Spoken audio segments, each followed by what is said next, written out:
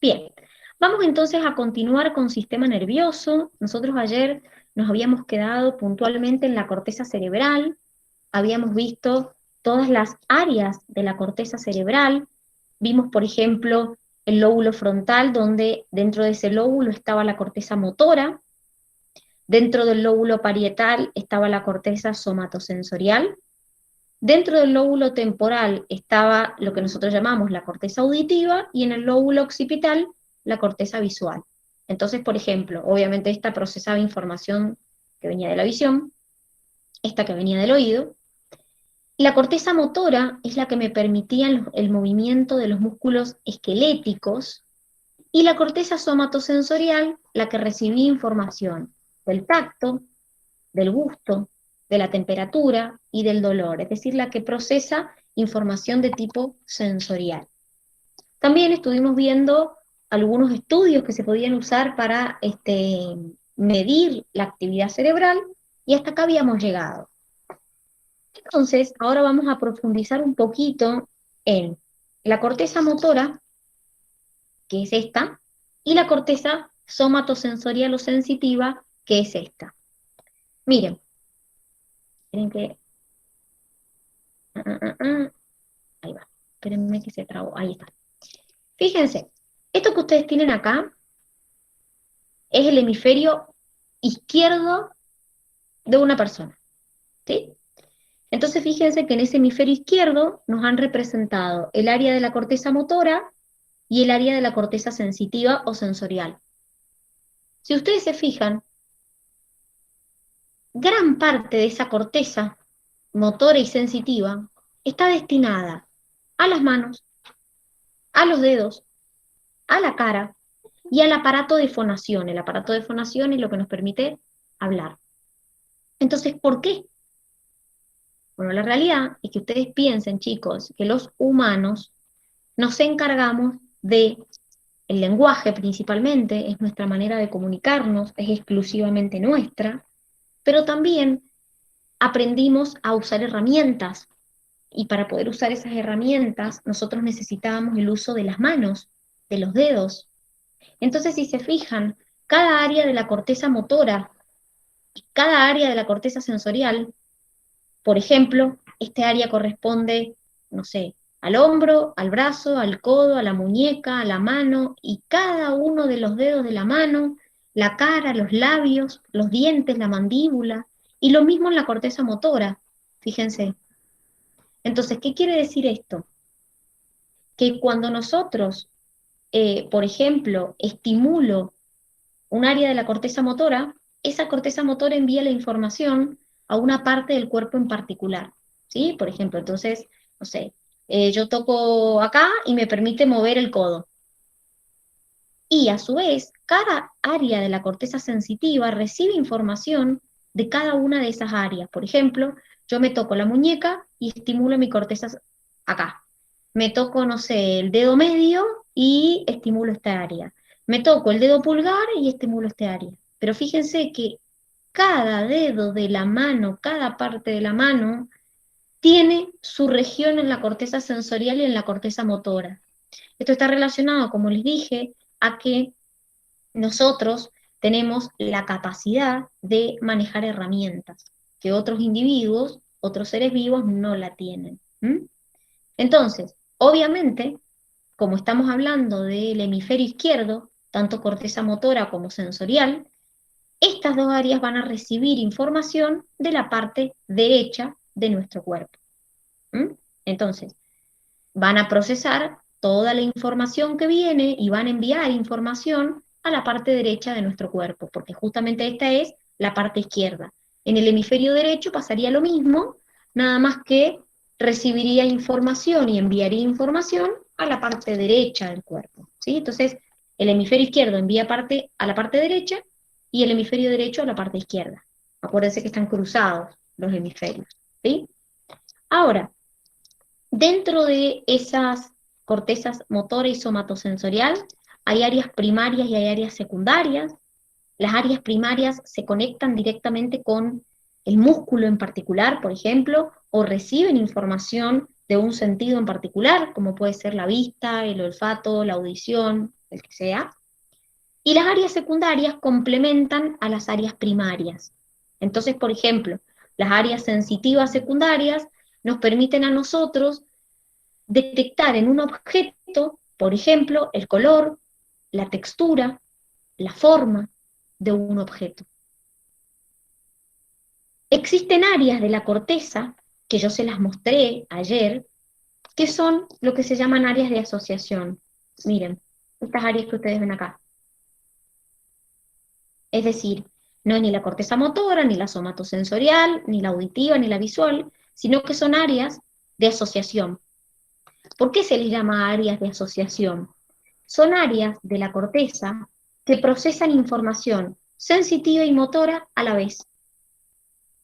Entonces, estas áreas de asociación que yo tengo en mi corteza se encargan de lo que nosotros le llamamos las funciones cerebrales superiores, y que son funciones, chicos, que básicamente son casi exclusivas del ser humano, como por ejemplo las emociones, la memoria, el lenguaje, el aprendizaje, la planificación a futuro, es decir, se encarga de cumplir, como les dije, funciones cerebrales superiores que casi son exclusivas de los seres humanos. Un ejemplo típico de las funciones cerebrales superiores es el lenguaje, que es un proceso de comunicación exclusivamente humano. Entre ellos también está, como les dije, la memoria, las emociones, la planificación a futuro. Entonces, todas esas funciones nosotros le llamamos funciones cerebrales superiores y se encarga nuestra corteza de asociación, que son estas áreas que yo les mostré ayer acá.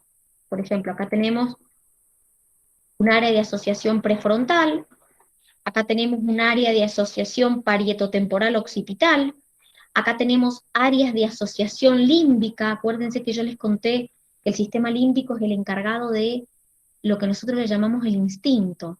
Controla el placer, el deseo sexual, el hambre, la sed. Entonces, estas son áreas de asociación. Entonces, son áreas que procesan información motora y sensorial a la vez. Bien, hemos dicho hasta acá que nuestro cerebro está dividido en dos hemisferios, hemisferio derecho, hemisferio izquierdo, y que están unidos los dos hemisferios por una estructura que se llama cuerpo calloso. Entonces, es importante que nosotros veamos unas cosas. Nosotros hasta acá venimos diciendo, bueno, mi mano derecha la controla el hemisferio izquierdo, mi mano izquierda la controla el hemisferio derecho. Pero no en todas las funciones pasa lo mismo. Es decir, no sé, por ejemplo, les doy un ejemplo acá. Mitad del cuerpo, mitad del campo visual izquierdo lo controla el hemisferio derecho, mitad del campo visual derecho lo controla el hemisferio izquierdo. Acá lo mismo, mano derecha, mano izquierda. Pero hay funciones que son exclusivas de un hemisferio. Y eso se llama lateralización. ¿Qué quiere decir? Que no en todas las funciones el hemisferio izquierdo y el hemisferio derecho de nuestro cerebro hacen lo mismo. Por ejemplo, el hemisferio izquierdo en nosotros es nuestro centro principal del control del lenguaje. Nuestro lenguaje, el habla, está controlado principalmente por el hemisferio izquierdo. Así también como, por ejemplo, la capacidad para realizar cálculos. Entonces, por ejemplo, el habla, casi todo el proceso del habla es controlado por el hemisferio izquierdo, no por el hemisferio derecho. Entonces, por ejemplo, el hemisferio izquierdo nos permite, hay áreas del hemisferio izquierdo que nos permiten mover las cuerdas vocales, mover la lengua, mover los labios. Hay áreas del hemisferio izquierdo que nos permiten la comprensión de lo que decimos, y esas áreas no están en el hemisferio derecho, están solamente en el hemisferio izquierdo. Entonces a eso se le llama lateralización. Ahora, más allá de que hay funciones que son exclusivas del hemisferio izquierdo y hay funciones que comparten los dos, diríamos, por ejemplo, no sé, el músculo, los músculos esqueléticos, el derecho y el izquierdo comparten los dos, la manera de procesar del hemisferio derecho e izquierdo es distinta. ¿Qué quiere decir esto? El hemisferio izquierdo tiene una manera de procesar la información en forma analítica, es decir, descompone las cosas en sus partes. Por ejemplo, cuando yo voy a hacer un cálculo matemático, ustedes que tienen matemática, analizo parte por parte, término por término. Ese tipo de análisis, de analizar parte por parte, es típico del hemisferio izquierdo, esa manera de procesar. Y eso se llama operación de tipo lineal. Por eso el hemisferio izquierdo es el que se encarga, por ejemplo, de que nosotros hablemos del lenguaje y también se encarga, por ejemplo, de la capacidad de poder realizar cálculos matemáticos. Ahora, el hemisferio derecho, su manera de procesar es distinta. Primero, se encarga de lo que son las relaciones visoespaciales y espaciotemporales, es decir, el poder nosotros relacionar los espacios con lo que vemos y la relación tiempo-espacio. Eso lo procesa el hemisferio derecho. Pero además, el hemisferio derecho, cuando procesa la información, la procesa como un todo. No analiza parte por parte como el hemisferio izquierdo. Entonces, ¿qué significaría analizar un todo? Por ejemplo, es el encargado del reconocimiento de rostros, del identificar, por ejemplo, todo lo que es relacionado con el arte, del identificar una imagen corporal. Les doy un ejemplo. Si yo a ustedes, por ejemplo, les muestro la frente de alguien y les digo, chicos, ¿quién es? Ustedes no podrían solo con la frente reconocerme quién es. Porque nosotros, cuando reconocemos un rostro, nosotros vemos ojos, nariz, labios, la forma de la cara, la frente. Quiere decir que analizamos un todo para reconocer un rostro. Ese tipo de procesamiento es del hemisferio derecho, no del hemisferio izquierdo. Entonces, por esa razón, su manera de procesar se llama holística en el hemisferio derecho. Entonces, repito, hay procesos que comparten los dos, por ejemplo, no sé, uno me permite mover la mano derecha, el otro la mano izquierda, pero hay procesos que son exclusivos de un hemisferio y del otro no. Entonces, por ejemplo, el hemisferio izquierdo se encarga del lenguaje y de los cálculos matemáticos. El hemisferio derecho nos permite reconocer formas, reconocer rostros, todo lo que es la actividad artística. Les doy otro ejemplo. Si ustedes, por ejemplo, yo les hago y les digo, bueno, a ver, les pongo una sola nota musical. Y digo, bueno, chicos, a ver, ¿qué tema es? Con una sola nota musical, ustedes no van a poder saber de qué tema se trata. Ustedes tienen que escuchar por lo menos un conjunto de acordes y decirme, está el tema. Entonces, eso es típico del hemisferio derecho, el reconocer el todo y no analizar por partes. Entonces, nuestro cerebro es como, ¿cómo les puedo decir? Es para algunas cosas está dividido, es decir, podemos decir, bueno, la mano derecha se encarga del hemisferio izquierdo, el ojo derecho se encarga del hemisferio izquierdo, pero para otras cosas hay funciones que son exclusivas de un hemisferio que el otro hemisferio no interviene. ¿Se entiende esto? O más o Sí, menos. profe. ¿Alguna duda hasta acá de lo que hemos Recién, visto de esto? yo Sí, recién dijo músculos esqueléticos y yo no me acuerdo qué era.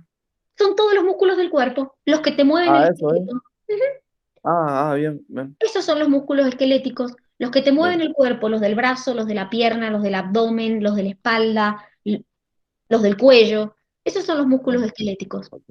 Claro, pensé que se trataba de algunos así en específico, No, pero no, no. no, no, en general. Por ejemplo, qué Ok, sé yo, los músculos de tu brazo derecho los va a controlar el hemisferio izquierdo. Los músculos de tu brazo izquierdo los va a controlar el hemisferio derecho. Y así con los de la pierna, y así con la mayoría de las cosas, salvo con algunas funciones puntuales, que es lo que nosotros le llamamos la lateralización. Por ejemplo, el ok, lenguaje. El lenguaje solo se va a encargar mayoritariamente el hemisferio izquierdo. bien. Bien, entonces, hemos visto hasta acá toda la parte del sistema nervioso central. Todo lo que hemos visto nosotros, porque esto ustedes no lo ven, bien, voy a volver un poquito para atrás.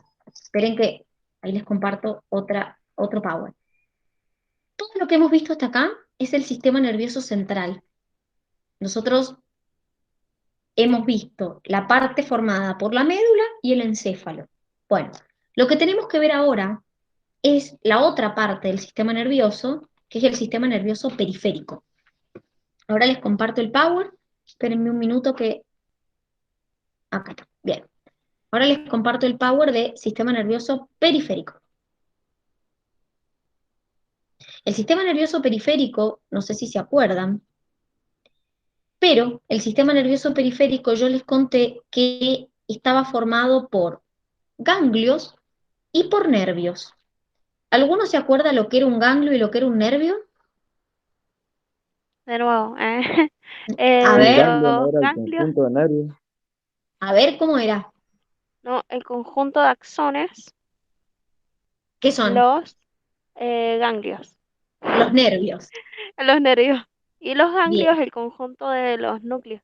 Muy bien, perfecto, Eve, muy bien. Entonces, fíjense, nosotros la primera división que hacemos entre el sistema nervioso periférico es en sistema nervioso somático y en sistema nervioso autónomo. Lo primero que podríamos decir es que el sistema nervioso somático se encarga del control de nuestros músculos esqueléticos. Volvemos a lo que estábamos hablando recién.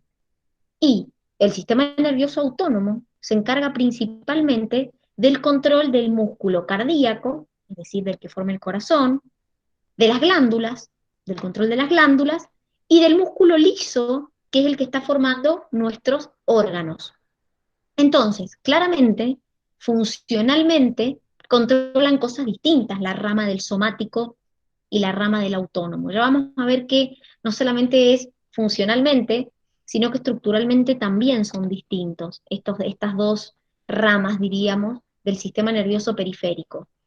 Entonces, lo primero que vamos a empezar a ver es que dijimos que estaba formado por nervios, el, el sistema nervioso periférico, dijimos que está formado por nervios y por ganglios. Bueno, los nervios pueden ser o pueden salir del encéfalo o pueden estar conectados con la médula.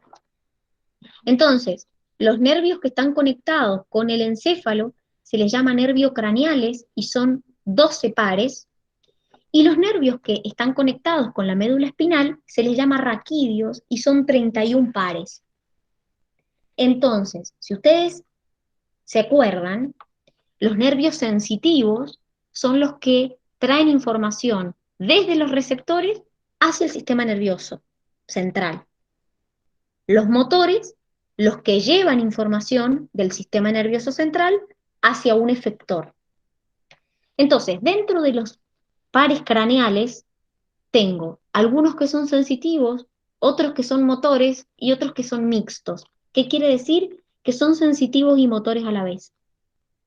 En cambio, el de la médula salen 31 pares de nervios, o llegan 31 pares, y eso parten de la médula, y son todos mixtos. ¿Qué quiere decir esto? Que todos son sensitivos y motores a la vez. Entonces, repito, estos nervios, si ustedes se acuerdan, cuando nosotros vimos la médula, que la estuvimos viendo ayer, dijimos que la parte sensitiva o la parte sensorial de la médula era la parte dorsal y de la parte ventral de la médula salían las neuronas motoras. Entonces, miren, esperen que les voy a mostrar una imagen. Miren, esta es la médula, estos son los discos intervertebrales, ¿sí? Estos son los vértebras, estos son los discos intervertebrales, y esto que tienen de verde son los nervios espinales. Fíjense que el nervio, cuando se está acercando a la médula, se abre en dos ramas. Entonces la rama sensitiva va a la parte dorsal y la rama motora queda en la parte ventral. ¿Sí? Entonces, la rama sensitiva es la que recibe información de un músculo en particular y la rama motora es la que va a ese músculo en particular. Entonces, fíjense cómo los nervios salen entre los huecos de las vértebras. ¿Ven? Esos serían los nervios. Estos serían nervios raquídeos, porque fíjense que están tomando contacto con la médula espinal. Entonces, cuando una persona tiene una lesión medular, lo que ocurre es que la persona pierde la sensibilidad desde donde hay la lesión hacia abajo. Entonces, por ejemplo, si la persona se lesiona acá, de ahí hacia abajo va a perder todo tipo de sensibilidad. Entonces la persona puede quedar parapléjica o puede quedar cuadripléjica, dependiendo de la zona de la médula que se vea lesionada. La médula se encarga de procesar algo que nosotros conocemos como reflejo. ¿Alguien sabe lo que es un reflejo? ¿Un ejemplo de un reflejo? Sí, lo que decíamos ayer, que al tocar algo caliente, ¿Qué pasa cuando toco algo caliente? Muy eh, bien. Que sacas la sacamos la mano. mano rápido. Bien. ¿Qué otro más? ¿Qué otro reflejo tenemos? Cuando A se va a ver. caer algo, Bien. ¿Qué más? Está muy bien lo que están diciendo. ¿Qué más? A ver. Cuando me tiran algo en la cara, ¿qué tiran a hacer ustedes con los sí, ojos? cerrar los Claro. ojos. Bien, perfecto. Otro reflejo, no sé si lo han visto alguna vez, pero es como el más conocidito, ese de cuando me pegan en la rótula y levanto la pierna, ¿lo conocen? Cuando tengo la Ah, pierna sí, que en la colgada. primaria los niños se ponen a jugar con eso. Ah, sí. Yo Bueno, siempre quise saber qué era lo que pasaba ahí, profe. es un reflejo que se llama reflejo rotuliano, porque justamente es en la En la zona de la rótula. rótula. Claro. Entonces, ¿qué pasa? ¿Qué es un reflejo por definición? Es un reflejo o es un movimiento involuntario que uno hace, es innato, es decir, que nosotros no aprendemos a hacer un reflejo, sino que ya nacemos con esos reflejos, y son respuestas estereotipadas. Entonces, fíjense que yo les dije, son involuntarios. ¿Qué quiere decir esto? Que cuando ustedes sacan la mano porque se queman o mueven la pierna cuando les pegan en la rótula, no lo hacen en forma voluntaria, lo hacen en forma involuntaria. Y sin embargo, están moviendo, por ejemplo, la pierna o están moviendo el brazo, que está formado por músculos esqueléticos que yo les dije que eran voluntarios. Entonces, podemos decir como conclusión que el sistema nervioso somático, que yo les dije recién que controlaba los músculos esqueléticos, es voluntario, excepto en el arco reflejo. Porque ustedes, cuando dan una respuesta refleja, no lo hacen en forma voluntaria. Inconscientemente sacan la mano o inconscientemente mueven la pierna. ¿Y cómo es esto? ¿Cómo es este reflejo? Los reflejos los procesa la médula. La respuesta ante los reflejos las da la médula. ¿Cómo es? Nosotros tenemos dos tipos de reflejos, el reflejo monosináptico y el reflejo polisináptico. El más simple es el monosináptico. ¿Qué significa esto? Yo estimulo, por ejemplo, a ver, la pierna, para que vayamos al ejemplo que me preguntaron recién. Golpeo la pierna, la rodilla. Hay nervios sensitivos, una neurona sensitiva que va hasta la médula, y en la médula hace sinapsis con una neurona motora directamente. La neurona motora trae la respuesta y yo levanto la pierna. ¿Se entiende? Pero directamente hay una sinapsis entre una neurona sensitiva y una neurona motora en la médula espinal, porque quien da la respuesta es la médula espinal. ¿Cuál es la diferencia con el polisináptico? Miren, en el polisináptico es la imagen que ustedes tienen acá. Supongamos me quemo. Esa información, acá hay receptores de temperatura, va por una neurona sensitiva y en la médula hace sinapsis con interneuronas. Y esas interneuronas son las que hacen sinapsis con una neurona motora y la respuesta vuelve y yo saco la mano. Entonces, ¿cuál es la diferencia entre el monosináptico y el polisináptico? Y que en el monosináptico directamente la neurona sensorial hace sinapsis con la neurona motora. En el polisináptico, la neurona sensorial hace sinapsis con interneuronas dentro de la médula y estas son las que hacen sinapsis con la neurona motora. Entonces, el reflejo lo procesa la médula espinal. La respuesta la da la médula espinal y es una respuesta totalmente involuntaria. No lo hacemos en forma voluntaria ni tampoco consciente. Es una respuesta inconsciente. Cuando ustedes son conscientes de que han sacado la mano, ya la sacaron a la mano. Entonces, el reflejo es una respuesta que nosotros damos justamente rapidísima para protegernos de algo que viene del exterior. Puede ser algo que nos tiraron, puede ser un golpe, puede ser algo caliente. ¿Se entiende la diferencia entre los dos reflejos? Sí, profe. Bien. Entonces, vamos a empezar a introducirnos en el sistema nervioso periférico. Primer diferencia, somático y autónomo. Primer rama. ¿Qué dijimos? Somático controla los músculos esqueléticos. Autónomo me controla principalmente los órganos internos, el músculo cardíaco, el músculo liso, las glándulas. Una de las cosas que yo les dije es, chicos, el somático es voluntario, excepto en el arco reflejo, y el autónomo es involuntario. Ustedes no controlan cuándo se contrae su estómago o cuándo se mueve su intestino. Ahora, otra de las diferencias es que el sistema nervioso somático puede estimular o no a un músculo, pero nunca puede inhibirlo. En cambio, el sistema nervioso autónomo puede estimular o inhibir, por ejemplo, un órgano. En cambio, el sistema nervioso somático nunca puede inhibir a un músculo. Lo puede estimular o no, pero nunca lo puede inhibir. Otra de las diferencias que existen es Profe, ¿qué es inhibir? inhibir, es que le saca su función, diríamos, no lo deja funcionar. Eso significa inhibir. Te doy un ejemplo. Una glándula que secreta hormonas, si vos la inhibís, deja de secretarla. Mm, ¿Se entiende? Es como que le anulás la función. ujú, sí. Si un músculo se contrae, si vos lo pudieras inhibir, se dejaría de contraer. Claramente, como les dije yo, el sistema nervioso somático no puede inhibir. O estimula o no estimula. Es propio del autónomo la inhibición. Por ejemplo, el sistema nervioso autónomo puede estimular que una glándula secrete una hormona o inhibirla y hacer que no la secrete más. Por ejemplo. Entonces, a eso se refiere con inhibir, a dejar de que esa estructura funcione. Ah, ok. Ahora, otra diferencia es la siguiente. Acá cuando dice vía aferente, hace referencia, chicos, para que se acuerden, un poco a lo que estuvimos viendo recién. La vía aferente es la que lleva información desde receptores hacia mi sistema nervioso central. Entonces, el sistema nervioso somático, principalmente en su vía aferente, lleva información de los sentidos, de la vista, del oído, del tacto.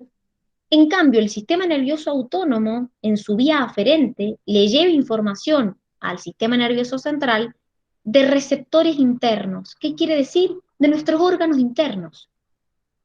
Entonces, el somático principalmente le lleva información al sistema nervioso central de los sentidos, mientras que el autónomo le lleva información al sistema nervioso central de lo que pasa dentro nuestro, de nuestros órganos, de nuestras vísceras. Pero, ¿qué otra diferencia hay? El sistema nervioso somático, cuando tiene que dar una respuesta, lo hace por una neurona motora, que es esto que estuvimos viendo acá. Esto es una neurona motora, es la que volvía con la información. ¿Qué pasa? En el somático, una neurona motora puede medir centímetros o metros. ¿Qué quiere decir esto? Yo puedo tener el cuerpo de la neurona en la médula y que el axón de esa neurona motora llegue hasta mi pie o llegue hasta mi pierna y sea la misma neurona motora larga, larga, larga, larga que llega hasta el pie. Las neuronas motoras del autónomo no son largas. ¿Por qué? Porque en realidad contamos con dos, con una preganglionar y una postganglionar. ¿Qué quiere decir esto?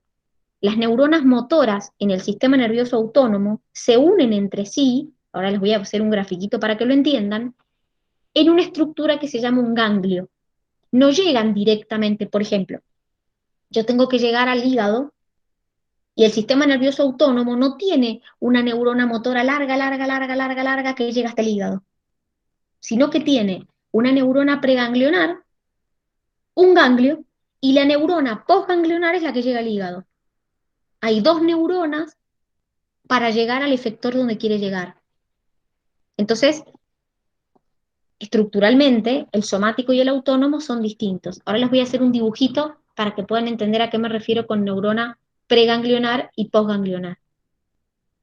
Dentro del autónomo, nosotros hacemos una subclasificación en simpático, parasimpático y entérico. El entérico es el que controla nuestro sistema digestivo. Pero nosotros nos concentramos principalmente en el simpático y en el parasimpático, que están dentro de este. Acá, ustedes tienen una división entre parasimpático y simpático. Lo primero que vamos a ver de estos dos, después vamos a ver las diferentes funciones que cumplen. Pero acá lo que vamos a ver es su estructura. Por ejemplo, el simpático es el que se activa cuando nosotros nos preparamos para la lucha o para huir. Cuando tenemos miedo y queremos salir corriendo. Ustedes van a ir a rendir a la facultad, se les va a activar el sistema nervioso simpático. Van a querer salir corriendo. Después, cuando pase el examen, su sistema parasimpático los va a volver a la normalidad. Entonces, ¿qué va a pasar? Ustedes van a activar su sistema nervioso simpático, van a sudar, van a aumentar su frecuencia cardíaca, van a aumentar la frecuencia respiratoria, van a querer huir, pero no van a huir. Cuando pase el examen, el parasimpático los va a volver a la normalidad. Va a volver a bajar su frecuencia cardíaca, su frecuencia respiratoria, todo va a volver a la normalidad. Entonces, más allá de que funcionalmente son distintos, estructuralmente también lo son. ¿Por qué? Porque, como yo les dije, las neuronas motoras, acá, van a tener una fibra preganglionar y una fibra posganglionar. Les muestro una imagen. Estos puntitos que están acá son ganglios. Entonces, por ejemplo, esta es la fibra preganglionar, el ganglio, la fibra posganglionar. La fibra preganglionar, el ganglio, la posganglionar. Y así lo mismo de este lado. Sí. Por ejemplo, la fibra preganglionar, ganglio, posganglionar. Entonces, ¿qué es lo que pasa? Estructuralmente son distintos. ¿Por qué? Las fibras preganglionares en el parasimpático salen de la región craneana y de la región sacra de la médula. Miren, de la región craneana y de la región sacra de la médula. Fíjense que en el parasimpático salen de acá. En el simpático, las preganglionares salen de la región torácica y de la región lumbar. O sea que ya tengo una diferencia de dónde salen las fibras preganglionares. La segunda diferencia es la longitud.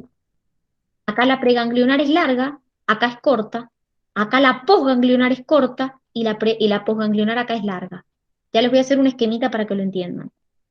Pero más allá de eso, las neuronas liberan neurotransmisores, chicos, que son sustancias químicas, que yo les he estado mencionando a lo largo de esta unidad, diciéndole, ustedes vieron sinapsis con la ANA, vieron sinapsis química, vieron que se liberan neurotransmisores. Bueno, la neurona preganglionar y posganglionar acá va a liberar un neurotransmisor que se llama acetilcolina, mientras que acá la neurona preganglionar libera acetilcolina y la posganglionar libera noradrenalina. Entonces, para que se den una idea, miren, acá está el sistema nervioso, acá está la médula, fíjense que está dentro de la columna vertebral. Entonces, de esa médula salen los nervios. Entonces, los del simpático, las fibras preganglionares van a salir de la región torácica y de la lumbar. Y del parasimpático de la región sacra, perdón, de la sacra y de la región craneana. Entonces voy a tener una neurona, fibra preganglionar, el ganglio, la posganglionar. Y en el simpático lo mismo. Preganglionar, ganglio, posganglionar. Ahora les voy a hacer un dibujito, esperen que les dejo de compartir, para que entiendan un poquito mejor a lo que me refiero. Ahí les comparto la pantalla para que entiendan lo que yo les quería decir. Espérenme. Miren, ahí les comparto. Aguántenme.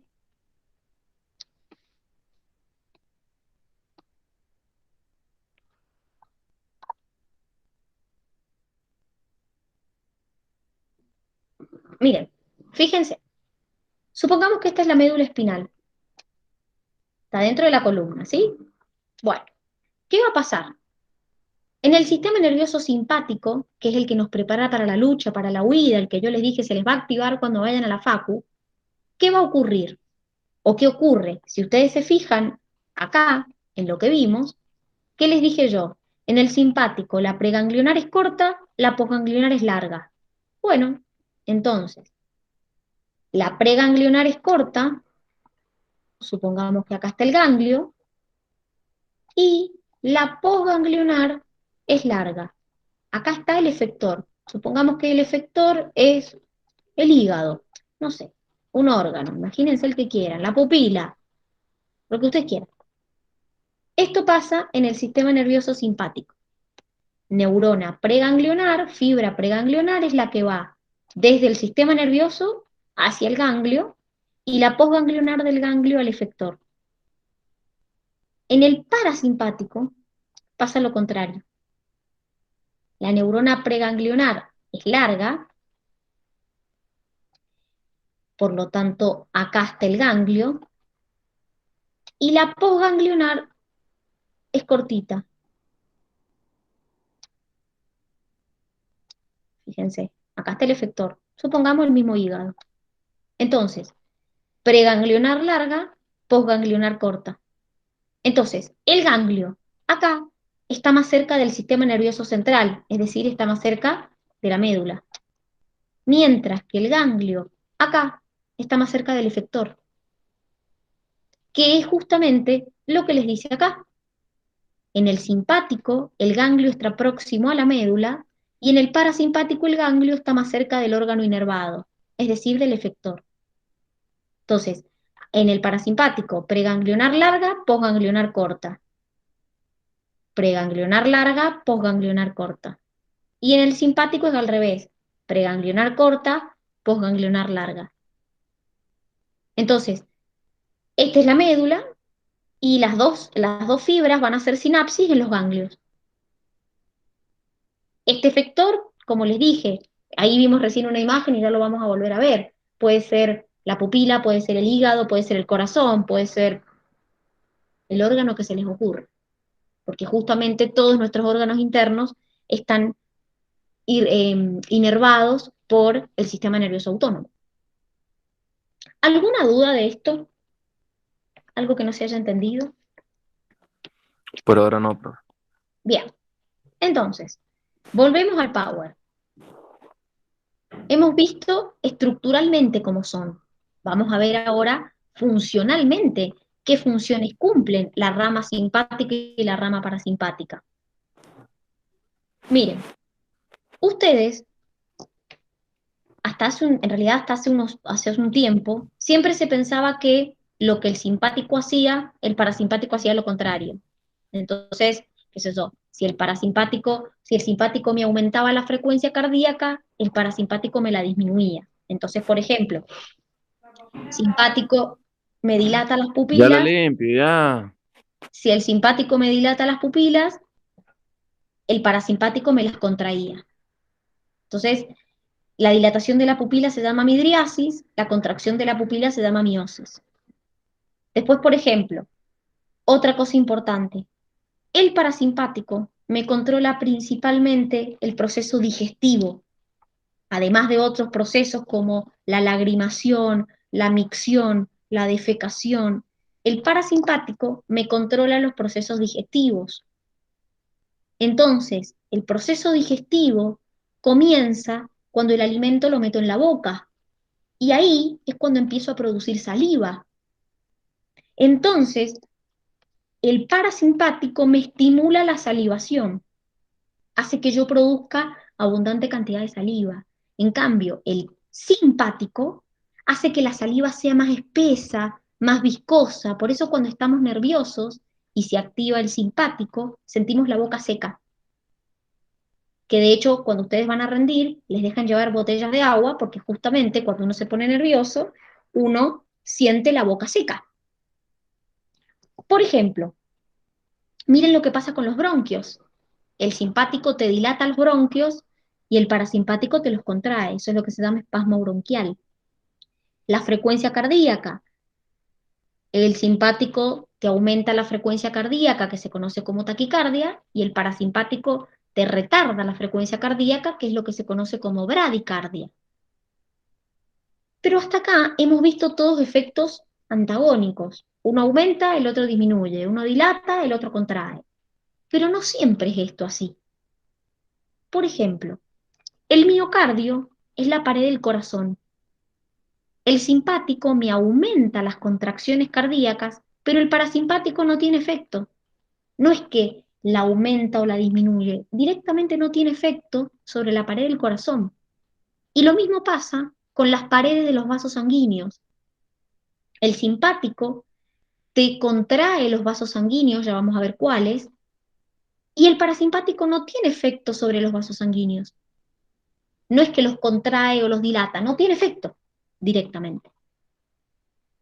Por otro lado, yo les dije que el parasimpático me controlaba principalmente el proceso digestivo. Entonces, obviamente, me va a estimular el peristaltismo, que son todos los movimientos de mi tubo digestivo para que el alimento vaya avanzando, y obviamente la secreción de los jugos gástricos, de las enzimas que estimulan el proceso de la digestión, las enzimas que secreta el estómago, las enzimas que secreta el intestino, las enzimas que secreta el páncreas, todo eso lo va a estimular el parasimpático. Y el simpático hace lo contrario, te inhibe el peristaltismo. Miren lo que pasa con el hígado. El parasimpático te estimula la contracción de la vesícula. Ustedes me van a decir, ¿y qué tendrá que ver el hígado con la vesícula si son órganos distintos? Claro, pero el hígado produce bilis que la almacena en la vesícula. Entonces por eso es que cuando la vesícula se contrae, esa bilis se vuelca en el intestino, entonces te favorece el proceso digestivo. En cambio, el simpático en el hígado hace un proceso que es muy importante, que se llama glucógeno lisis. ¿Alguien se acuerda lo que era el glucógeno?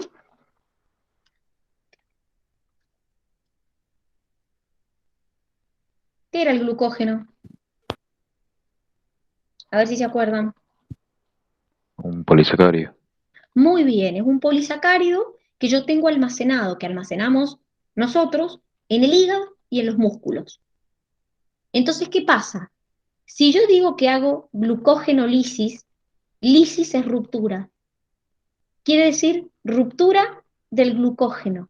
Si rompo el glucógeno, ¿qué libero a sangre? Glucosa. ¿Por qué cuando se activa el simpático, que es cuando yo quiero huir, salir corriendo, pasará esto que se liberará glucosa en sangre? ¿Qué piensan? ¿Por qué pasará?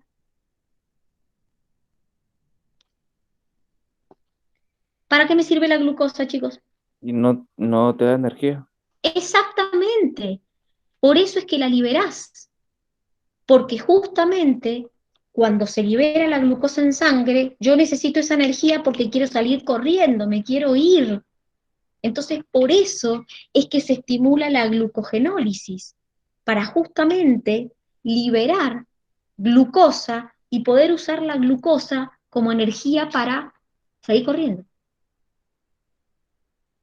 ¿Qué otra cosa más pasa? Miren lo que pasa con la vejiga. La vejiga es donde nosotros almacenamos la orina. Aproximadamente tiene el tamaño de un puño. El parasimpático te contrae la vejiga y el simpático te la relaja.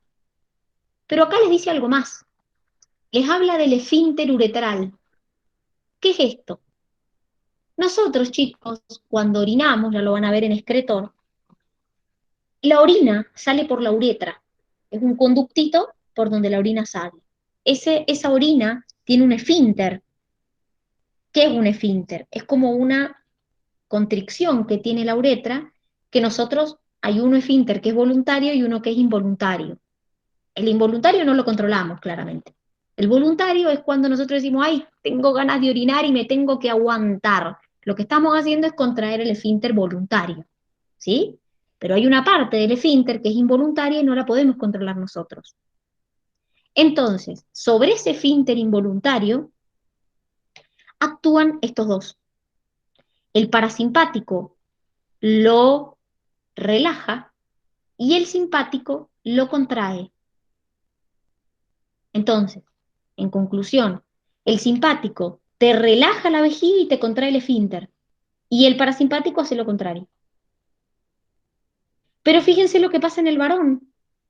Este estimula la erección y este estimula la eyaculación. Y no solamente eso, miren lo que pasa en la médula suprarrenal. Les cuento que ustedes no lo han visto todavía, pero nosotros encima del riñón tenemos una glándula que se llama glándula suprarrenal. Dentro de esa glándula hay una estructura que es la médula, que secreta hormonas que se llaman adrenalina y noradrenalina. Entonces, el simpático me estimula la liberación de adrenalina y el parasimpático directamente no tiene efecto. No es que ni lo estimula ni lo inhibe, no tiene efecto. Entonces, la adrenalina, cuando yo la libero, me refuerza todo esto que ustedes tienen acá. Me aumenta la taquicardia, me aumenta la frecuencia respiratoria, me dilata la pupila, me dilata los bronquios. Es decir, la adrenalina me aumenta o me refuerza lo que hizo el sistema nervioso simpático. Me sudan las manos. Entonces, fíjense que más allá de que estructuralmente eran distintos, funcionalmente también son distintos.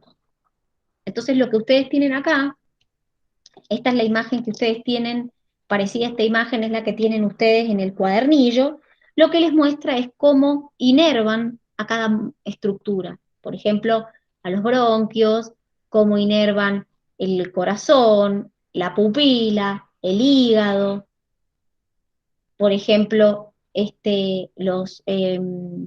la salivación.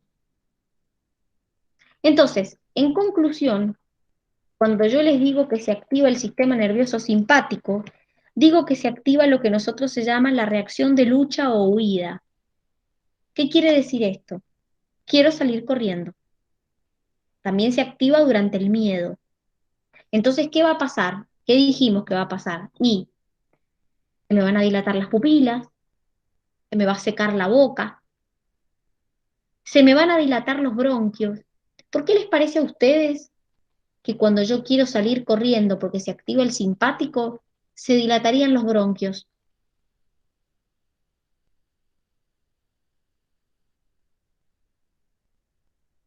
No sé. Para que entre más aire, porque piensen que ustedes cuando corren necesitan que entre aire. Entonces, esa es la razón por la que el sistema nervioso, a ver, todos los efectos que el sistema nervioso simpático hace, los hace por algo. Ustedes piensen que este sistema se activa ante la lucha o la huida. Por algo, todos estos efectos que ustedes tienen acá. Entonces, por ejemplo, ¿qué va a pasar?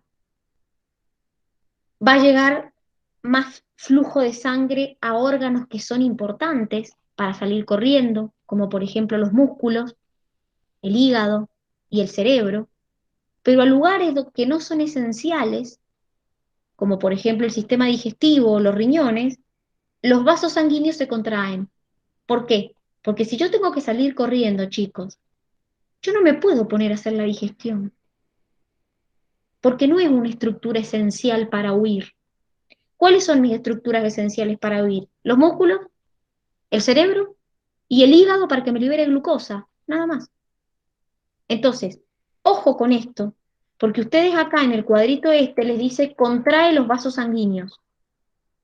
Contrae los vasos sanguíneos que van a lugares que no son esenciales para huir, por ejemplo, el sistema digestivo. Pero los vasos sanguíneos que van, por ejemplo, a los músculos, o que van, por ejemplo, al hígado, o que van al cerebro, se dilatan, no se contraen. Entonces, todas esas acciones que ustedes tienen cuando se activa este sistema de lucha-huida, tienen un porqué. Entonces, esto es lo que ocurre cuando se activa el simpático. Pero yo les dije que hay procesos que son exclusivos del parasimpático. Por ejemplo, orinar, que es micción, defecación, la digestión, la salivación y la lagrimación. Son procesos que principalmente están controlados por el sistema nervioso parasimpático. Entonces, existe algo que se llama miedo paradójico. ¿Qué es esto del miedo paradójico?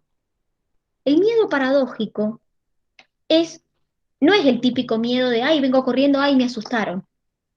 O, ay, tengo miedo porque voy a ir a rendir. Es un miedo donde la persona se siente acorralada y siente que no tiene escapatoria.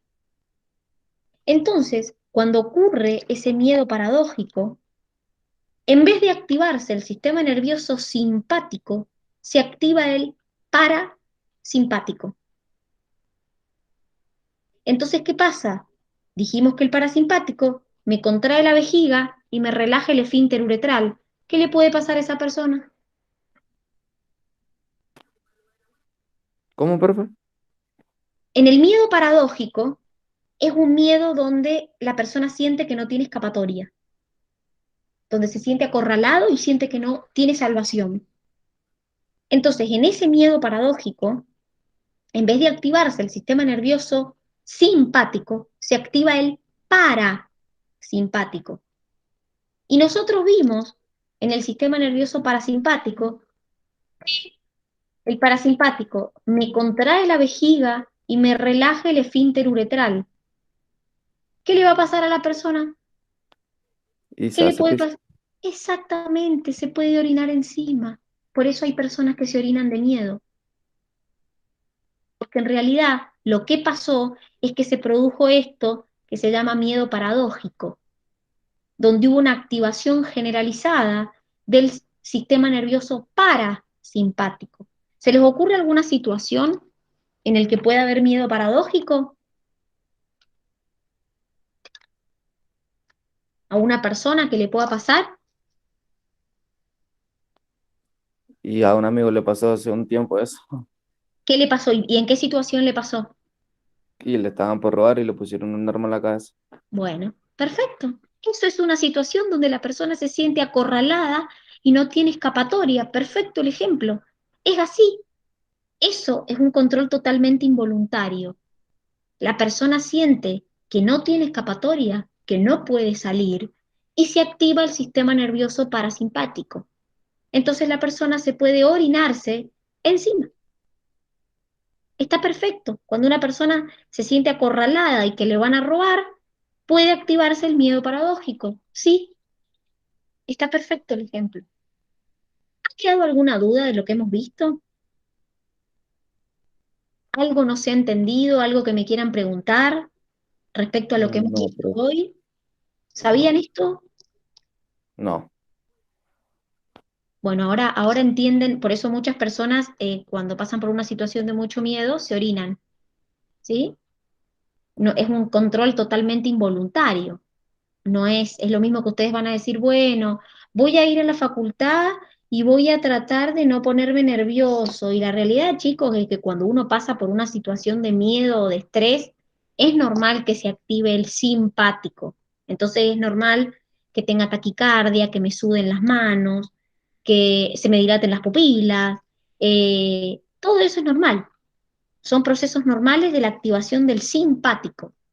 Entonces, bueno, cuando uno pasa por una situación de miedo o estrés, es normal que se active. Cuando ese miedo es incontrolable, ese miedo hace a la persona sentir que no tiene escapatoria, ahí es cuando se activa el parasimpático. Bueno, muchachos, entonces, día martes hacemos el TP de sistema nervioso y lo corregimos. Y el día miércoles rendimos neurona y sistema nervioso. Así que cualquier duda, el día martes me preguntan, así la vemos antes del miércoles que rinden el examen. ¿Estamos? Bueno, profe. Que tengan un hermoso fin de semana hasta la semana que viene. Chau, chau. Que tengan buen Cuídese. fin de. Chau, Chao, chau. chao. Nos vemos. Chau, chau.